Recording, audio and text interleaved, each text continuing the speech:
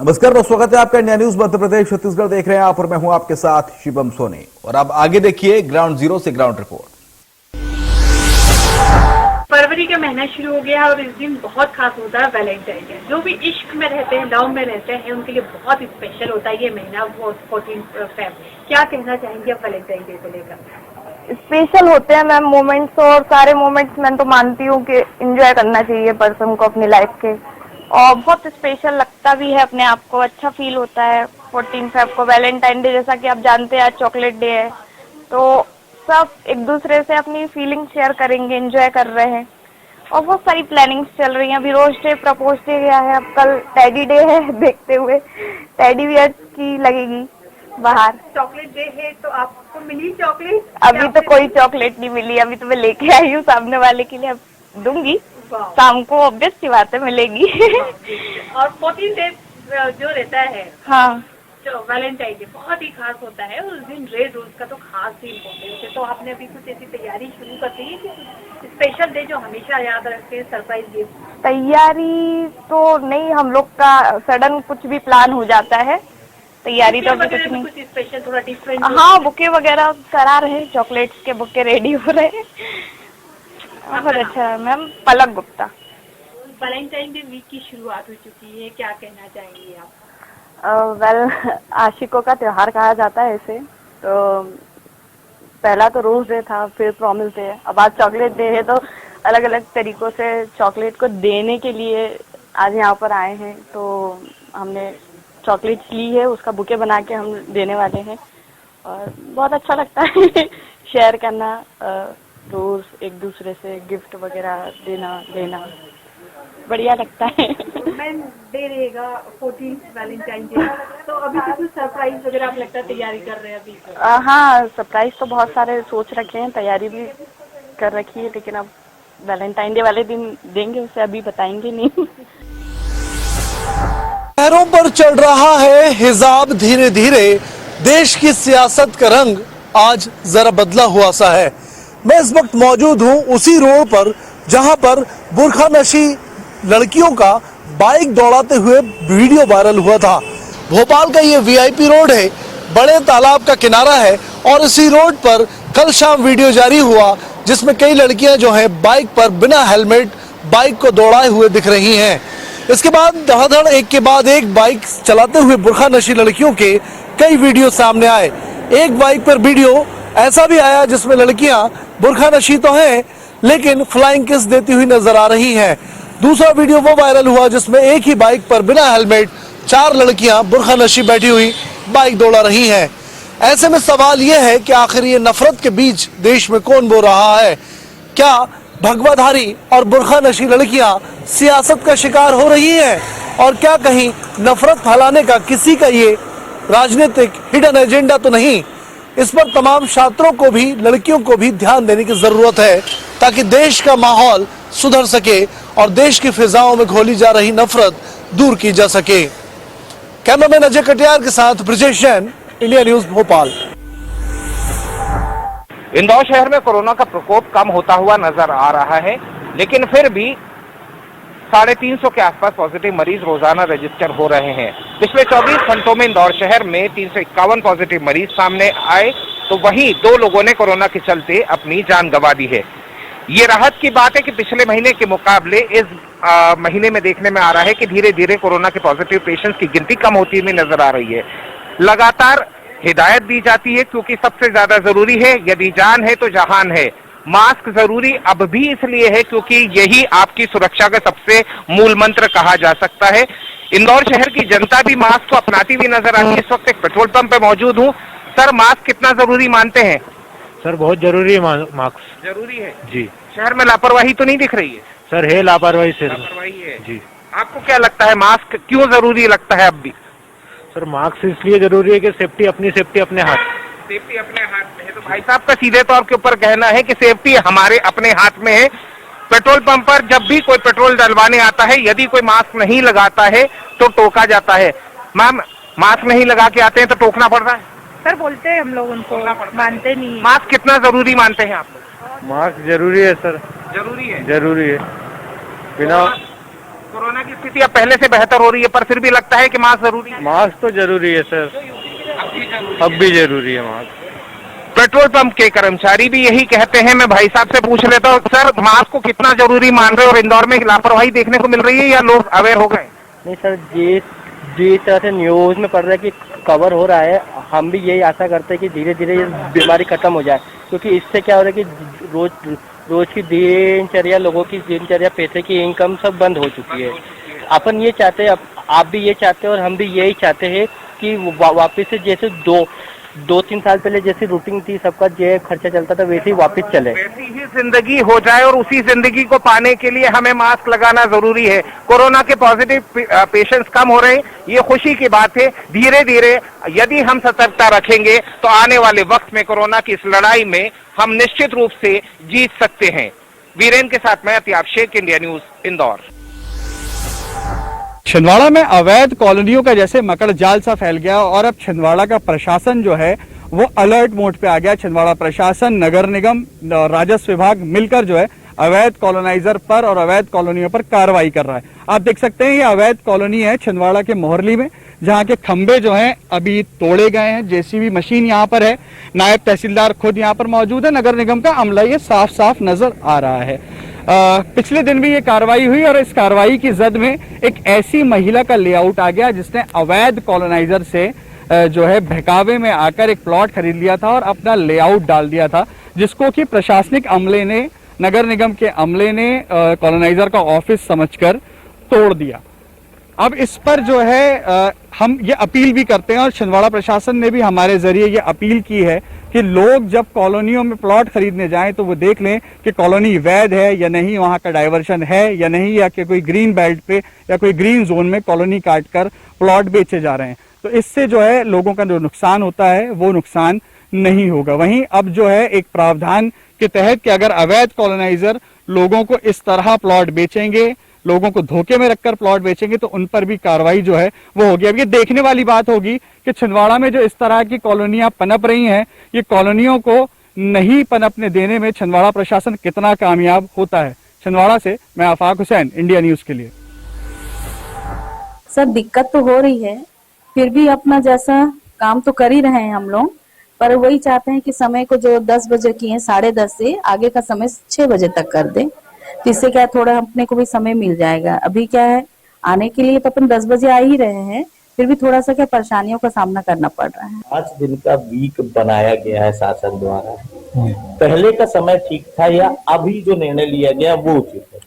पहले का समय ठीक था, क्योंकि महिला कर्मचारियों को और हम लोग को भी कोर्ट को फिर नाव दो, तो कहीं किसी के यहाँ पानी भी नहीं रहता है, ऐसे आना पड़ता है। पहले का टाइम ठीक था, 10:30 बजे वाला ठीक था। बस ये है कि सरकार को ना थोड़ा सा ये सोचना चाहिए था कि 10 बजे एकदम ऑफिस में पहुंचना मतलब थोड़ा सा समस्या है, क्योंकि एक रायपुर शहर में अपनी एक ट्रैफिक व्यवस्था भी बहुत ज्यादा ही है, जिससे कि आदमी निकल भी जाएगा तो भी 2-4 मिनट लेट हो ही जाता है। और जो लोग दूर से आते, बाहर से आते, हम लोग उन लोगों को भी परेशानी बहुत हो रही है।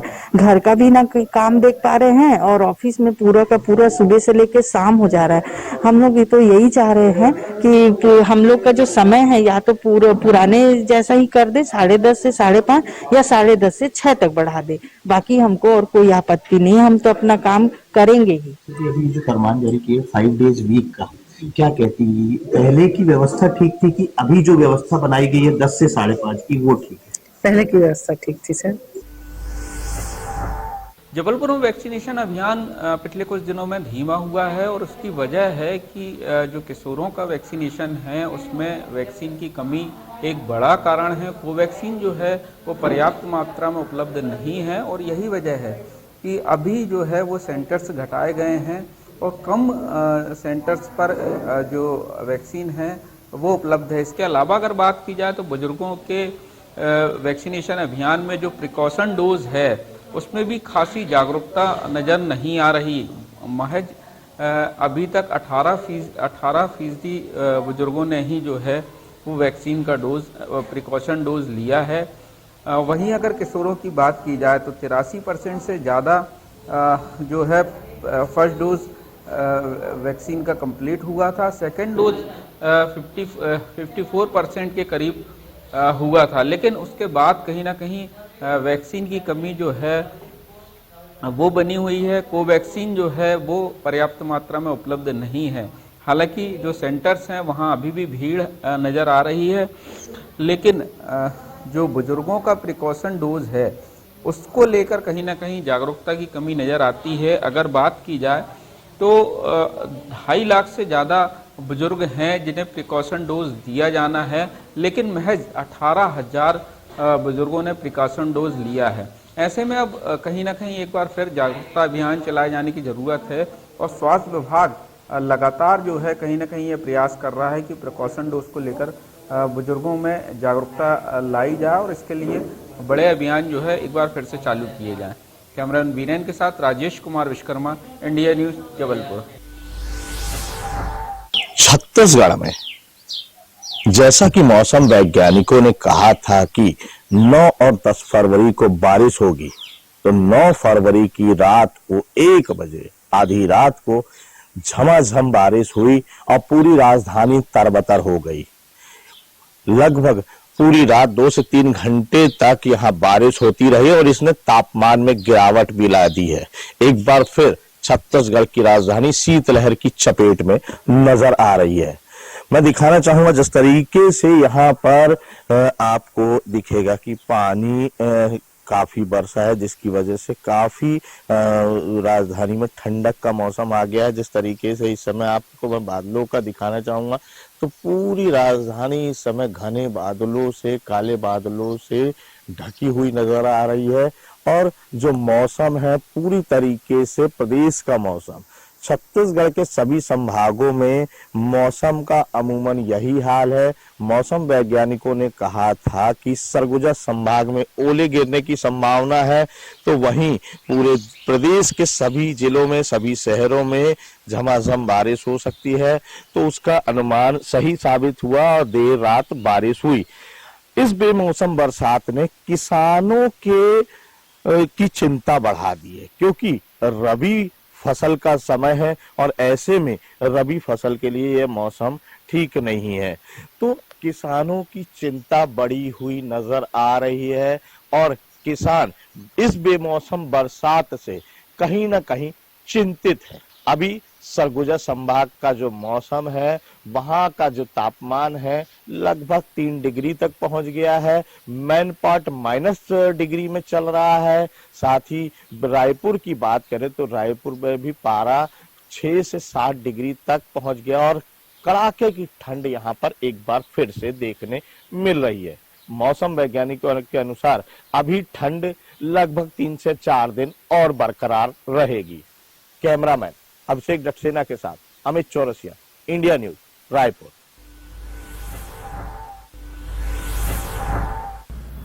मैं इस मत में हूं कि ये एक लिहाज से अच्छा है श्रमिकों के लिए, क्योंकि उनको एक तरह से विद्युत मंडल कंपनी में जो है दिनों रात काम करना पड़ता है। कोई समय की पाबंदी नहीं है कि ड्यूटी आवर्स निश्चित हो। उस लिहाज से यदि ये होता है कि 5 डेज वीक है और आधा घंटे सुबह और शाम बढ़ाया जाता है, जो कि पहले से ही बढ़ाया जा चुका है, और उसको यदि ये परमानेंटली स्थायी रूप से कर देते हैं तो मेरे हिसाब से ये श्रमिकों के लिहाज से अच्छा है। काफी अच्छा फैसला है। हम भी चाहते हैं, हमारी सरकार ने अभी अस्थायी रूप से किया हुआ है मार्च तक, हम भी चाहते हैं फिर आगे बढ़ा दे और आगे भी 5 दिन का सप्ताह रखे, जिससे काम करने में से और घर में भी आराम थोड़ा सा मिलता है। मैं आपके मीडिया के माध्यम से बताना चाहता हूं, न्यूज चैनल के माध्यम से, सरकार ने जो निर्णय लिया है ये निर्णय अच्छा है, क्योंकि अभी तक हमारे जो मैदानी कर्मचारियों के लिए देखा जाए तो उसमें स्पष्ट लिखा हुआ मैदानी कर्मचारियों का, क्योंकि मैदानी कर्मचारियों में ऐसी स्थिति थी कि वो 24 आवर ड्यूटी करते थे और 30 दिन ड्यूटी में आना पड़ता था। एक दिन वीकली आप जरूर मिलता था, लेकिन उस दिन भी उनको जो है तो किसी न किसी कारण से उनको आना ही पड़ता था। पर सरकार ने ये निर्णय लिया, सरकार का निर्णय ये बहुत अच्छा है। सेंट्रल गवर्नमेंट में भी 5 डेज वीक का सिस्टम है और अभी हमारा जो छत्तीसगढ़ सरकार है उसने भी वहाँ के कर्मचारियों को मतलब स्वास्थ्य की दृष्टि से और आराम की दृष्टि से 5 डे वीक का कॉन्सेप्ट लेके आए हैं और छत्तीसगढ़ सरकार ने वहाँ आदेश भी कर दिया है। अभी कोरोना के मद्देनजर यहाँ पे 5D वीक का ऑप्शन चल रहा है, लेकिन मेरी कहना है कि पूर्व में वित्त मंत्री जी जब थे मलैया जी, इस सरकार के पूर्व वाले कार्यकाल में मलैया जी ने सभी कर्मचारी संगठनों से बैठक की थी। उस समय प्रमुख सचिव जीएडी सभी लोग थे और 5 डे वीक के बारे में सभी संगठनों ने अपनी सहमति भी दी थी। परंतु मुझे बड़ा आश्चर्य है कि आज से 5-6 साल पहले शासन स्तर पर इतना अच्छा निर्णय होने के बावजूद, प्रदेश के वित्त मंत्री के साथ बैठक होने के बावजूद, प्रमुख सचिव जीएडी के साथ बैठक होने के बावजूद और सभी कर्मचारी संगठनों के सहमति के बावजूद भी मध्य प्रदेश में अभी तक ऑर्डर हुआ नहीं है। मेरी ये मांग है कि मध्य प्रदेश सरकार भी छत्तीसगढ़ सरकार की भांति यहाँ पे 5 डे वीक का कर्मचारियों को अवकाश देने का काम करे और ताकि कर्मचारी 2 दिन रेस्ट के बाद सरकार के कामों में अच्छे से अपना योगदान कर सके।